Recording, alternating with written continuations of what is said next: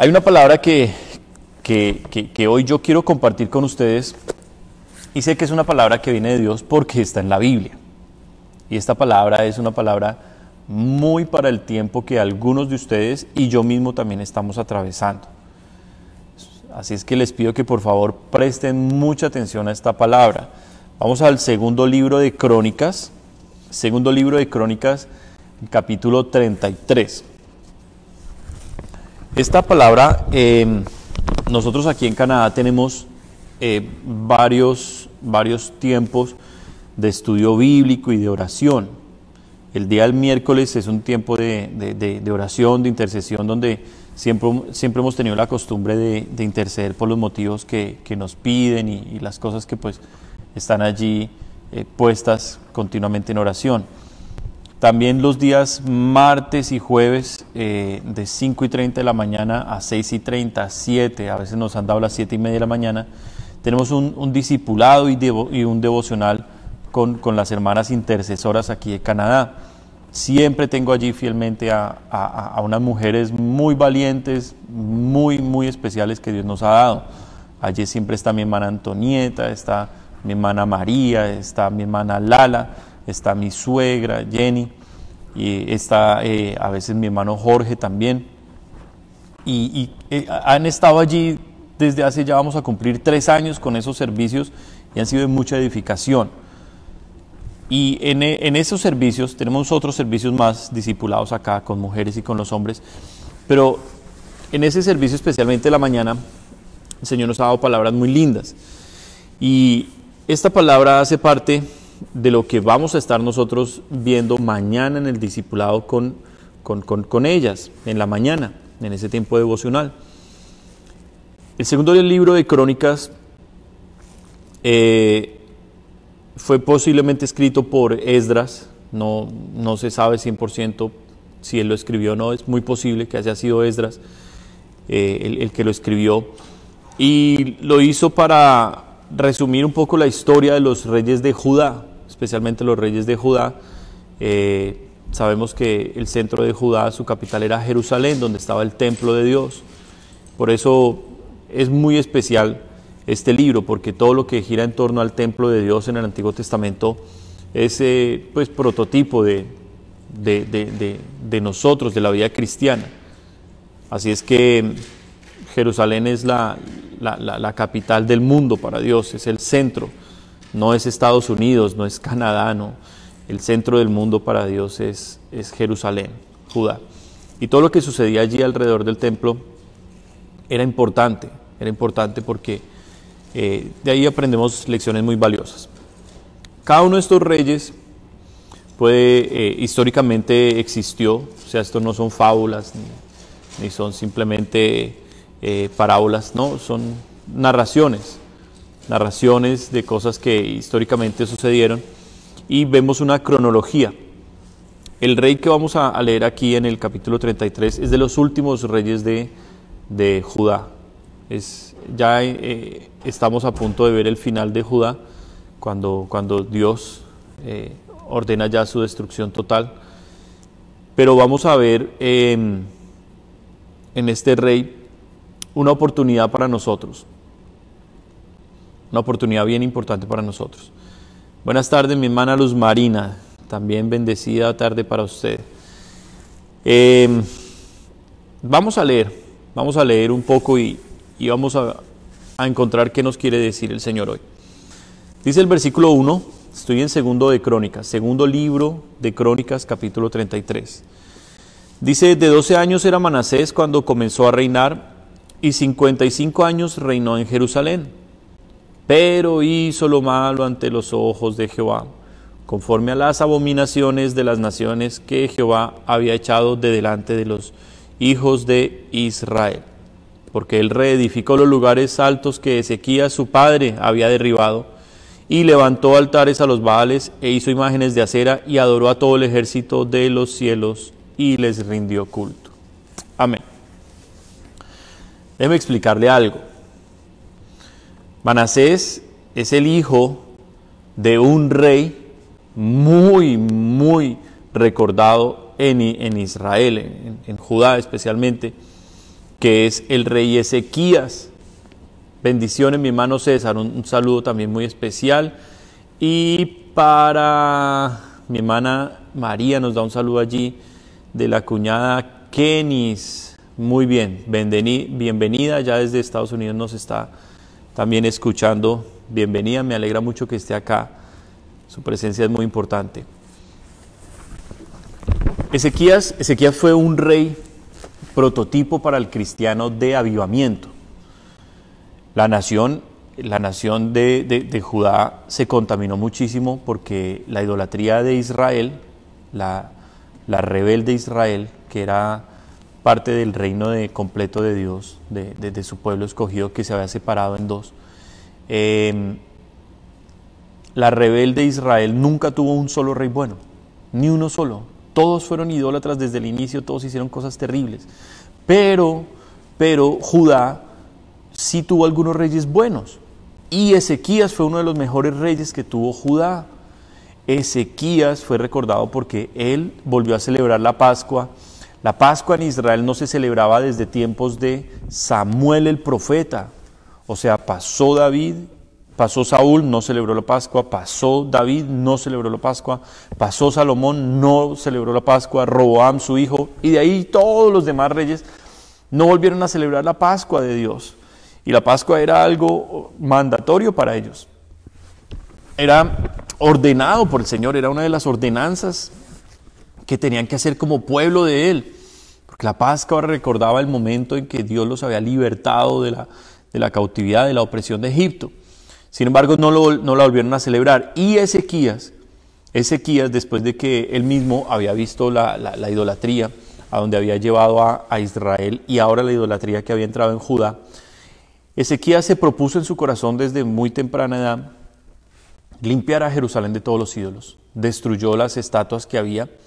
Básicamente las estatuas que habían en ese tiempo son muy similares a lo que hoy vemos en religiones como el hinduismo. Los hindúes o hindús tienen más de 330 millones de dioses y tienen toda clase de estatuas. También los católicos tienen muchísimas estatuas. Y eso era básicamente lo que tenía que enfrentar Israel. Había una familia especial a la que se adoraba, y era Baal, como un dios, el dios del trueno o el dios toro, y Acera, su esposa. En otras naciones era Moloch o Quemos o Astarte o Astoret. Bueno, era básicamente lo mismo que hoy vemos en el hinduismo o en la religión católica, que se ve la familia divina. La Biblia habla de la Santa Trinidad, pero los católicos como Trinidad tienen básicamente el Dios Padre, tienen a María y tienen a Jesús. Pero cuando usted recibe la bendición de un católico, el católico le dice que Dios y la Santísima Virgen lo bendiga. Y bueno, ahí hay que preguntarse uno, Dios bíblicamente sabemos cómo bendice. Dios bendice prosperando, Dios bendice enviando sus ángeles a proteger, Dios nos bendice con su Espíritu Santo, su presencia, la sangre de Jesús nos limpia, Dios nos bendice con su palabra, con su presencia, con su poder. Pero que la Virgen bendiga, no sé cómo se puede explicar, cómo la Virgen puede bendecir si ella está en el cielo, esperando a ser resucitada con todos los demás creyentes de Jesús. No sé cómo los católicos le atribuyeron esos poderes y esas cosas a María. No es bíblico, pero bueno. Esto estaba sucediendo en Israel. Por eso nosotros no debemos sorprendernos de la idolatría de los hindúes, de otras religiones o la católica. Nosotros debemos orar por ellos y simplemente adorar a Dios como la palabra de Dios lo dice. Ezequías fue un rey de avivamiento. Realmente Israel experimentó el avivamiento en días de Ezequías. No fue un rey perfecto, había un poco de orgullo en su corazón y al final tuvo consecuencias por eso, pero la Biblia dice que hizo lo bueno. Y cuando murió le dejó su trono a Manasés, su hijo. Ahora, El problema de Manasés es que todo lo que destruyó su papá Ezequías para agradar a Dios, Manasés lo reedificó. Y nos dice aquí en el versículo 2 que hizo lo malo delante de los ojos de Dios. O sea, Manasés se encargó de que todo lo que había hecho su papá Ezequías para agradar a Dios, Manasés se encargó de punto por punto desagradar a Dios. En todas las cosas. Ahora es curioso cómo un rey de avivamiento como Ezequías pudo engendrar un hijo tan malvado como Manasés, o de dónde Manasés recibió semejante contaminación para que decidiera desde el inicio de su reinado desagradar a Dice la palabra que metió estatuas, ídolos dentro del templo del Señor. Dice que llenó los atrios de la casa de Dios. Los 2 atrios que tenía la casa de Dios los llenó de las estatuas de todo el ejército de los cielos. Este rey no fue cualquier idólatra, este fue el idólatra de los idólatras. Una cosa espantosa lo que hizo este Manasés. Y por supuesto la ira de Dios se encendió rápidamente contra Manasés. Pero el ejemplo que hoy el Señor nos quiere dar a nosotros, a usted y a mí, a través de la vida de Manasés, es esto que le voy a leer. Dice el versículo 9 en adelante.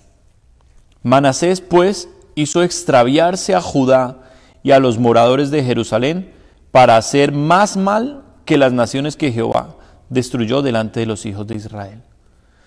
Él como líder fue un excelente líder, enseñándoles a ellos a hacer lo malo, a hacer lo terrible, a desviarse.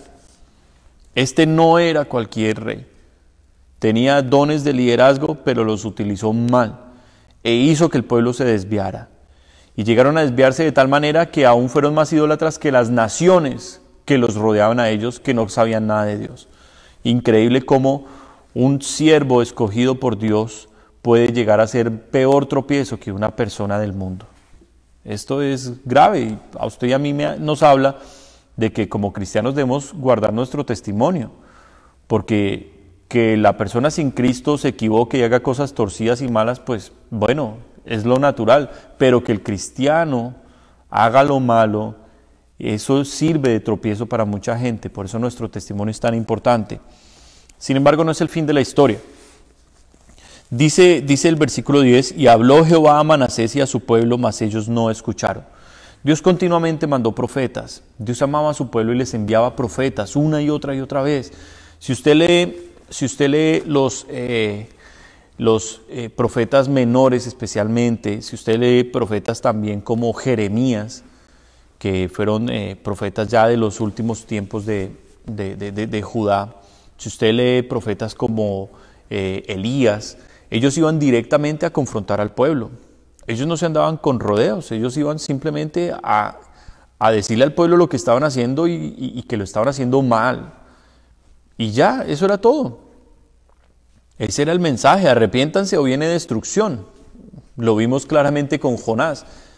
De aquí a 40 días Dios va a destruir a Nínive. Ese fue el mensaje de arrepentimiento de Jonás. Eso es todo. Él no dijo Dios los ama, no, de aquí a 40 días. Entonces, dése cuenta que Dios continuamente nos envía su palabra para producir en nosotros una reflexión. Si nosotros escuchamos atentamente la palabra de Dios e identificamos que estamos haciendo algo mal, lo que necesitamos hacer es inmediatamente decir gracias Señor por tu palabra. No despreciar la palabra, no decir, ay, otra vez el pastor me está echando vainazos. No, los pastores no echamos vainazos. Nosotros predicamos la palabra de Dios y entre todos los pecados que se mencionan allí, pues continuamente le cae a la gente 1, 2, 3, varios. Pero es para que la gente pueda reflexionar, aceptar la corrección de Dios y con humildad decir, Señor, tengo esto mal, por favor ayúdame. Buscar el cambio, que es lo que Dios quiere. Eso es un verdadero arrepentimiento, el cambio. Ahora, mire lo que sucede en el versículo 11. Como ellos no quisieron escuchar, Dios anuncia un juicio. Dios dice, si ustedes no cambian, voy a hacer esto. Dios no está simplemente así como la mamá que le dice, si no me hace caso, le doy con la chancleta. Venga, y llaman al niño 10 veces, y 10 veces le dice, le voy a dar, esta vez sí le voy a dar, y 10 veces le dicen al niño que le van a dar, el niño se la pasa por la galleta, nunca le hace caso a la mamá, y después la mamá va y le dice al papá, ay, es que ayúdeme porque ese niño es desobediente y no me hace caso, pero a usted sí lo escuchan. Y el papá no amenaza, el papá le aplica una disciplina al niño, lo corrige, y entonces el niño sabe que con el papá no se juega, que la mamá es la que, ay. Bueno, parecido sucedía con el pueblo de Dios, les hablaba y les decía, va a venir esto sobre ustedes si no se arrepienten, pero Dios no estaba simplemente amenazándolos, Dios les estaba advirtiendo que iba a desatar un juicio, y el juicio se desataba porque ellos por lo general no escuchaban. Efectivamente, el versículo 11 dice que por esto Dios, Jehová, trajo contra ellos los generales del ejército del rey de los asirios, los cuales aprisionaron con grillos a Manasés y atado con cadenas los llevaron a Babilonia. Terrible. Ahí está el liderazgo de este hombre.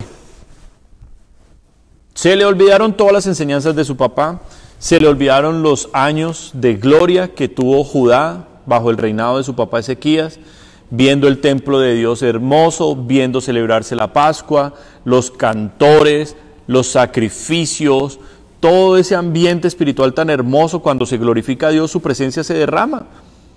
Y su papá fue un hombre muy próspero. Y este hombre desafió a Jehová, desafió a Dios, y no quiso escuchar, y no se arrepintió. Y Dios dijo, ok, vamos a ver cuánto te dura tu orgullo. Y entonces le mandó a los reyes de los asirios, entraron en la nación, la Biblia no habla de una batalla, no habla de nada, pero simplemente lo capturaron y se lo llevaron encadenado a Babilonia. Y una vez el hombre está en el problema, le clama a Dios y hace una oración con tanto dolor y con tanta vergüenza delante de Dios que conmueve el corazón del Señor. Y creo que usted y yo hemos estado en esos lugares. Creo que usted y yo hemos estado en esos momentos donde Dios le había dicho a uno, cuidado con esto, cuidado con esto, cuidado con esto, y uno desatendió, desobedeció y ¡pum!, le vino. Y ya cuando estuvimos ahí fueron lágrimas, fue lamento, fue postrarnos delante del Señor. Y Dios escuchó esa oración y se conmovió. Dice esta palabra que Él se conmovió, Dios se conmovió y lo ayudó, lo puso en libertad y lo hizo volver a su reino. Dios le dio una segunda oportunidad. Y esta segunda oportunidad Manasés no la desaprovechó. ¿Sabe qué hizo Manasés? Manasés se arrepintió de corazón. O sea, cuando él le pidió perdón a Dios, él no estaba jugando con Dios, él no le estaba diciendo, déjame salir de la cárcel y después iba a hacer lo que él quisiera. No, Manasés entendió. Esas cadenas, algo hicieron en Manasés, esa cárcel, ese encierro, esa humillación, algo hicieron en su corazón, lo doblegaron tanto que el hombre realmente cambió. Y una vez vuelto a Jerusalén, dice la palabra que derribó todos los altares que él mismo había levantado. Dice la palabra que rompió todas las estatuas que él mismo había mandado poner. Dice también, si usted lee la historia de Manasés en el libro de los Reyes, no aquí en Crónicas sino en Reyes, dice que Manasés derramó muchísima sangre, mandó matar muchísima gente. Fue tan grave que aún a sus propios hijos los hizo pasar por el fuego. ¿Qué significa? Que parte de la adoración del culto a Acera, a Moloc también, parte de ese culto, de ese ritual era sacrificarles bebés. Traían a los bebés y los ponían en las manos de esos dioses, que esas estatuas eran por lo general en bronce, y ponían el bronce a calentar. Muchas de esas estatuas tenían el vientre hueco y ponían madera en ese vientre y se ponía el rojo vivo, y cuando estaba el rojo vivo, esas estatuas tenían varios brazos en los cuales sostenían a los bebés y ahí quemaban a los bebés vivos. Aquí dice la palabra que Manasés hizo eso con sus hijos, que los hizo pasar por el fuego. Déjeme, busco el versículo 6, mire lo que dice. Y pasó sus hijos por fuego en el valle del hijo de Hinnom, y observaba los tiempos, miraba en agüeros, era dado a adivinaciones y consultaba a adivinos y encantadores. Mejor dicho, ahí está un hombre de estos tiempos que lee el horóscopo, que llama a Walter Mercado, bueno, ya no sé si ese tipo estará vivo o muerto, pero que consulta con los brujos, que tiene la sábila detrás de la puerta, que tiene, claro, todos esos artefactos, la pata de conejo, la herradura, tiene la trenza, eso de los mercados, el Señor bendito de no sé qué. Eso hacía Manasés. Y le llegaron sus cadenas, y le llegó su cárcel, y le llegó su ruina. Y Dios antes por amor se lo advirtió y él no lo quiso obedecer. Pero cuando le cayó todo eso, por idólatra, por malvado, cuando le cayó eso el hombre lloró de corazón. Y esas lágrimas realmente esas lágrimas conmovieron a Dios porque venían del corazón de Manasés. Y el hombre cambió. Y el hombre cambió. Dice la Biblia que reinó 55 años. Versículo 1.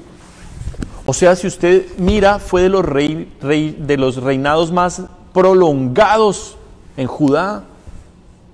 Fue de los reyes que más tiempo reinó. O sea que ese hombre comenzó mal, pero entendió la disciplina de Dios y se corrigió y se enderezó. Y ese es el punto que yo le quiero hoy rogar a usted, que abra su corazón. Mire, hay una batalla que continuamente el cristiano tiene, la batalla con el diablo, con el pecado y con la carne. La batalla por salir del mundo, pero ama el mundo y le gusta el mundo y quiere agradar a Dios, pero su carne lo jala y el diablo lo tienta y el diablo le pone cadenas y pecados y la persona no logra salir. Debe llegar un momento en su vida de que usted escuche una palabra de Dios como esta y que usted entienda que está encadenado, que no puede soltar el chisme, que no puede soltar la mentira, que no puede soltar la trampa, que no puede soltar los ídolos, que usted sigue ahí pegado a ese pecado de rencor, de corazón duro, de pornografía, de lo que sea, sigue pegado a eso, encadenado, y que ahora tal vez está usted encerrado hasta en una cárcel. ¿Cuántas personas hoy están encerradas en un lugar que no pueden salir de allí? Y no porque estén presos. ¿Cuántas personas están en cárceles espirituales? No dejan que nadie se les acerque. Cárceles de odio, de rencor, de amargura. Es necesario que usted comprenda que Dios le ha hablado y que Dios lo ha querido sacar a usted de allí. ¿Cuántos están hoy en la ruina? Una ruina absoluta. Si usted hoy escucha esta palabra, que es la palabra de Dios, si usted hoy escucha esta palabra y le abre el corazón al Señor y le dice, me has hablado 5, 10, 15, 20 veces lo mismo y no he salido, pero hoy yo me arrepiento de corazón, y usted llora de corazón, de lo profundo de su corazón, porque ha desagradado a Dios, y usted realmente le dice, Señor, si tú me sacas de aquí, yo voy a vivir muy diferente a como estoy viviendo, yo voy a ser tuyo, Dios se va a conmover. Dios le va a perdonar el pecado. Dios le va a dar el Espíritu Santo para darle la fuerza de que usted pueda resistir el ataque del diablo. El Espíritu Santo es el que le dice, corre, huye, que viene la tentación. La tentación no se resiste, se huye de la tentación, que es diferente.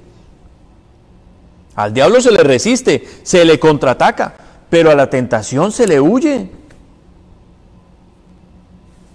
Se lo está diciendo un hombre que Dios sacó de la pornografía y me tomó 2 largos años salir de la pornografía.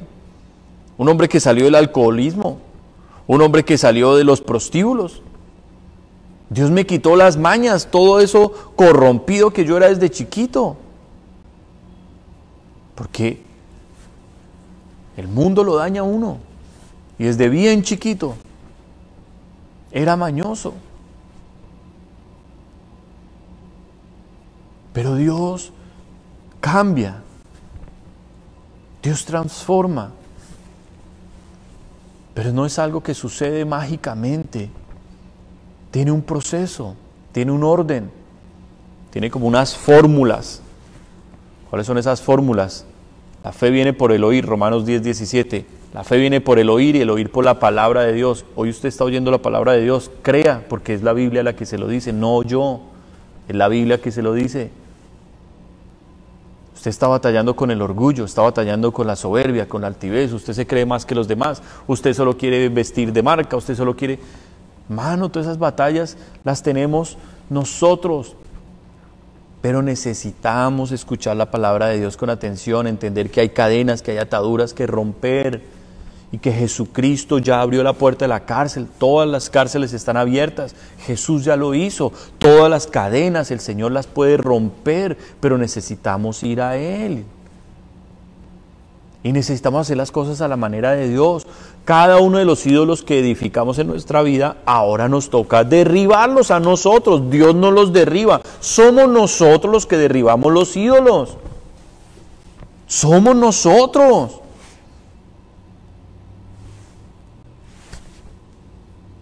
¿De qué otra manera Dios va a obrar en nosotros si no lo obedecemos, si no le escuchamos? Manasés empezó mal, pero cambió y dejó una semilla preciosa sembrada en su nieto, su hijo. Si usted mira a su hijo, el hijo de Manasés fue de los reyes que menos tiempo reinó en Jerusalén, en Judá. Reinó solamente 2 años y sus propios siervos, era tan malo ese rey que sus propios siervos confabularon para matarlo, para asesinarlo en su propia casa. Pero el nieto de Manasés, Josías, uno de los reyes más grandes que tuvo Judá, desde chiquito, o sea, la semilla de Manasés que se arrepintió, que recordaba la idolatría, que recordaba todo lo malo que había hecho y tal vez al mismo tiempo recordaba lo bueno que su papá había hecho, todo eso trajo en él un arrepentimiento y un cambio, y Dios le dio todo para que pudiera ser transformado. Ahora escúcheme, Dios no le va a dar a usted el Espíritu Santo si usted no está dispuesto a caminar con Él. ¿Para qué Dios va a darle lo mayor que Él tiene, que es su Espíritu, a una persona que no quiere obedecer la Biblia? A una persona que quiere seguir teniendo ídolos. El templo allí de Jerusalén representa al creyente, al cristiano. ¿Y cuántas personas tienen dentro de ese templo ídolos? ¿Cuántos hoy le están sirviendo es al trabajo, a las riquezas, al mundo, a los sueños, a los logros, a la familia? Usted se ha hecho esos ídolos, Dios no. Usted es el que tiene que derribar esos ídolos. Se lo está hablando un hombre que llegué aquí a Canadá con ofertas de trabajo altísimas, con unos salarios que ni para qué le digo. Pero Dios me dio la fuerza para derribar los ídolos de la codicia, de la ambición. Y mis primeros trabajos, mis hermanos, salarios mínimos acá en Canadá. ¿Por qué nosotros vamos a insistir en desagradar a Dios, en tentarlo? ¿Somos acaso más fuertes que el Señor? Si Dios ya nos ha hablado y nos ha dicho una y otra vez, ¿por qué queremos seguir desafiando a Dios? Es hora de cambiar. Ese cambio sale de una oración aquí del corazón. Del corazón. Mire lo que dice, versículo 12. Mas luego que fue puesto en angustias, oró a Jehová su Dios, humillado grandemente en la presencia del Dios de sus padres. Y habiendo orado él, fue atendido, pues Dios oyó su oración y lo restauró a Jerusalén, a su reino. La misericordia de Dios. Tenemos un Dios bueno, infinitamente misericordioso, grande en misericordia, tardo para la ira. Lo devuelve a Jerusalén, lo saca de una cárcel. No sabemos ni cómo Dios hizo esto. Lo saca de una cárcel, lo manda a Jerusalén, a su reino, a seguir reinando, y le da la oportunidad ahora de hacer las cosas bien. Hermanos, yo como pastor, ¿cuántos errores he cometido? Bueno, le quiero aclarar, mis errores no han sido que me haya robado la plata o que me haya metido por ahí con una hermana o que no, errores de carácter, errores también de falta de experiencia. ¿Sí? Esos son los errores que todos los siervos de Dios cometemos errores. Errores en decisiones que uno tiene que tomar y a veces se equivoca, mis hermanos. Pero Dios oye la oración del corazón y lo restaura a uno y lo levanta. Dios no solo le quitó las cadenas a Manasés, las cadenas reales que había en su corazón de idolatría, de ídolos. Esas fueron las cadenas que Dios rompió en Manasés, de orgullo, de soberbia. ¿Cómo iba a llegar él ahora a reinar a Jerusalén? Con orgullo, con soberbia, con altivez. ¿Cómo? Se había estado en un calabozo, encadenado. Se lo habían llevado como un perro. La palabra dice en el libro de Proverbios que antes del quebrantamiento viene el orgullo y antes de la caída la altivez de espíritu. ¿Sí? Dios resiste a los soberbios, pero da gracia a los humildes. Este hombre se supo humillar. Y qué lindo esto, que dice que oró a Jehová su Dios, versículo 12, humillado grandemente en la presencia del Dios de sus padres. Mire qué importante es no ir usted a humillársele al pastor, no ir usted a humillársele a la Virgen, a San Pepito, no, al Dios de la Biblia. Él es el único que puede escuchar. Dios, no la Virgen, Dios, el Dios de la Biblia, es el único que puede escuchar, que tiene poder. Todo lo demás son ídolos que nosotros hemos creado. Nosotros los hombres nos inventamos eso. La Biblia no. La Biblia no. No se menciona ni un solo milagro hecho por Pablo después de que fue sacrificado en Roma. No se menciona de un solo milagro de Jacobo, que fue el primero de los apóstoles que murió, ni de Pedro después de que fue crucificado boca abajo. No hay ni un solo milagro de ellos, porque era imposible, porque ya no podían ni siquiera oír. Entonces es importante que nosotros atendamos. Y yo quiero cerrar con esto. ¿Qué le impide a usted que está ahí en su casa, escuchando esta palabra que usted sabe que es una palabra de Dios? ¿Qué le impide que usted se humille ahora delante de Dios? ¿De qué le sirve a usted mirar lo que ya hizo mal? ¿Acaso va a cambiar el pasado? Todo lo que hizo mal, todas las decisiones pésimas y pecados y errores, ¿de qué le sirve ahorita mirarlo para llorar y para amargarse y frustrarse la vida por eso? No. Humíllese delante de Dios y reconozca y dígale: sí, Señor, fui torpe, fui bruto, fui acelerado, fui malvado, fui fornicario, fui borracho, fui adúltero, fui ladrón, fui mentiroso. Haga todo eso delante del Señor. Humíllese delante de Él. Y que usted sepa que la presencia de Dios está allí. Esa presencia le va a usted a abrir una puerta para su restauración. Porque usted debe ser restaurado. Y este es el tiempo que Dios ha escogido para que usted se restaure. No hay otro tiempo, es este. Por eso usted debe meterse ahorita, de una vez. Hoy, es hoy. No es el domingo, es hoy que usted debe meterse allí. También debe estar dispuesto a sacrificarse. ¿Sí? Sí, mi hermano, si usted está haciendo algo mal y usted está haciendo por ahí un negocio chueco, torcido, con mucha tristeza le tocará a usted ir y poner la cara y deshacer ese negocio, dejar de hacer lo que esté haciendo mal. ¿Cuántas personas tienen venta de licores, ventas de cigarrillos, negocios que no le agradan a Dios? Les toca dejarlos, les toca cerrarlos y dedicarse a hacer otra cosa. Torcidos con la política, trampas, deben impuestos en su país, mentiras y documentos falsos. Le toca romper todo eso, deshacerlo y no hacerlo más. No hacerlo más. Proverbios 28:13 nos lo enseña, que el que encubre sus pecados no prosperará, pero el que los confiesa, más el que los confiesa y se aparta, alcanzará misericordia. ¿Usted quiere la restauración de Manasés? ¿Usted quiere que se le rompan las cadenas? ¿Usted quiere salir de esa cárcel? Si usted quiere que le devuelvan a su lugar donde Dios le quiere tener, que Dios le vuelva a usted la autoridad espiritual, la vida moral, la sanidad mental, física, lo que usted necesita, si usted quiere esas cosas, debe aplicar estos principios. No son otros, son estos principios.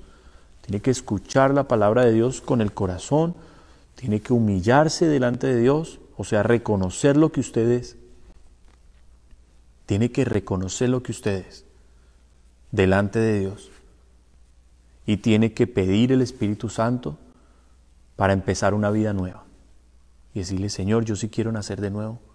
Y lo que tu Espíritu Santo me diga, eso yo voy a hacer. Y si eso incluye cambiar amistades, si eso incluye romper ídolos, si eso incluye dejar la comodidad, si eso incluye que Dios lo trate como a mí, que tenía tanto orgullo por la profesión y por las bobadas, y me puso fue a limpiar pisos y a barrer. Esos fueron mis trabajos aquí en Canadá.